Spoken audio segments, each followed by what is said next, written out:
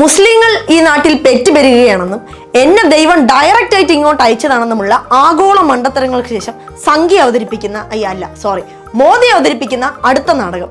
Election പ്രചരണത്തിന് ശേഷം കന്യാകുമാരിയിൽ പോയി ധ്യാനം കൂടും.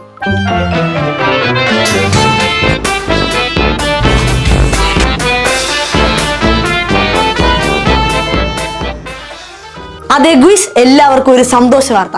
ഈ ഇലക്ഷൻ പ്രചരണത്തിന് ശേഷം മോദി കന്യാകുമാരിയിൽ പോയി ധ്യാനം ഇരിക്കും. ഇത് എന്ത് തേങ്ങ എന്ന് തന്നെയല്ലേ നിങ്ങൾ ഓർക്കുന്നത്? മറ്റേ അന്നാളൊരു ദിവസം കേദാർനാഥിൽ ഒരു ഗുഹയെ പോയി പുള്ളി ധ്യാനം ഇരുന്നില്ലേ? അതുപോലത്തെ വേറെ സ്ഥലം മാത്രം മാറ്റിയിട്ടുണ്ട്. സംഭവം സൗത്ത് ഇന്ത്യ മാത്രമാണ് ഇപ്പൊ പുള്ളിയെ തീരെ അടുപ്പിക്കാത്തത്. അപ്പൊ വിചാരിച്ചു കാണും ഈ ഭാഗത്തൊക്കെ വന്നൊന്ന് ധ്യാനമൊക്കെ ഇരുന്ന് കാണിച്ചു കഴിഞ്ഞാൽ നമ്മളൊക്കെ എന്നാൽ അത് അങ്ങനെ ഒരു ബുദ്ധിമാൻ.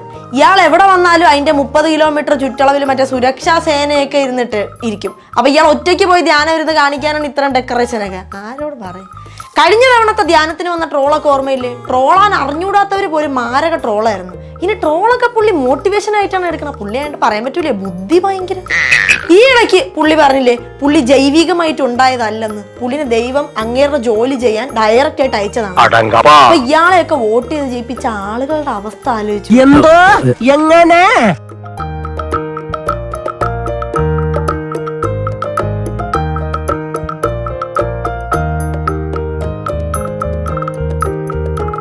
അല്ല, ഇയാൾ പറയണത് 2047 ഇന്ത്യയെ വികസിത രാജ്യമാക്കിയിട്ടേ ദൈവം ഇയാളെ തിരിച്ചു വിളിക്കൂ എന്നാണ്. ഇപ്പൊ ഇയാൾക്ക് 73 വയസ്സ്. 2047 ആവുമ്പോ ഇയാൾക്ക് 96 വയസ്സ്. എന്താടാ ഇയാൾ കണക്കൊക്കെ കൂട്ടിയിട്ട് തള്ളണ്ടേ? ഇല്ലോജിക്കലായിട്ട് തള്ളാമോ? മാത്രമല്ല ഈ 10 വർഷം കൊണ്ട് തന്നെ ഇവിടെ അമ്പലങ്ങളെ എണ്ണമല്ലാതെ ഒന്നും നടന്നിട്ടില്ല. ഇനിയൊരു 23 വർഷം കൂടെ കിട്ടിയിട്ട് എന്തിന് മകരവിളക്ക് ദേശീയ ഉത്സവമാക്കാന്?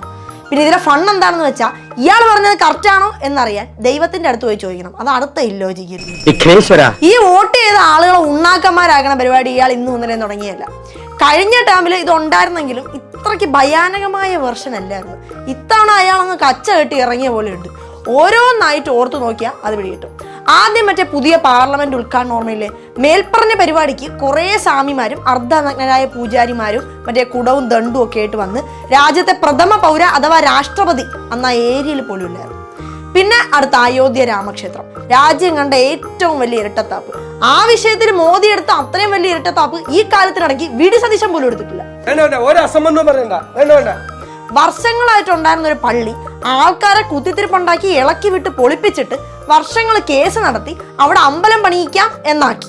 എന്നിട്ട് ആ അമ്പലത്തിന്റെ പ്രതിഷ്ഠാ പരിപാടിക്ക് പോയി കുമ്പിട്ട് നിന്ന മതേതര നാടിന്റെ പ്രധാനമന്ത്രി. അതാണെങ്കിൽ എനിക്ക് ഓർത്തിട്ടും കരിപ്പ് മാറണം. മതേതരത്വം സോഷ്യലിസം എന്നൊക്കെ പറഞ്ഞാൽ എന്താണെന്ന് സാധാരണ ആൾക്കാരുടെ ഭാഷയിൽ പറയാം. ജസ്റ്റ് ഫോർ റെഫറൻസ്, അമ്പലത്തിൽ പോകാനും ഹിന്ദുക്കളെ സംരക്ഷിക്കാനും മോദിയുടെ അവകാശം അതവിടെ നിൽക്കട്ടെ. ഹിന്ദുക്കളുടെ വികാരം ഒന്നും നമ്മൾ വ്രണപ്പെടുത്തേണ്ട ആവശ്യമില്ല. നിരീശ്വരവാദിയായിട്ടിരിക്കാനുള്ള എൻ്റെ വികാരവും ഹിന്ദു അല്ലാത്തൊരു മതത്തിൽ വിശ്വസിക്കാനുള്ള എൻ്റെ കൂട്ടുകാരൻ്റെ വികാരവും സമാനമായ രീതിയിൽ വ്രണപ്പെടാതിരിക്കാൻ ശ്രദ്ധിക്കേണ്ട ആളാവണ്ടേ മതേതര ഇന്ത്യയുടെ പ്രധാനമന്ത്രി?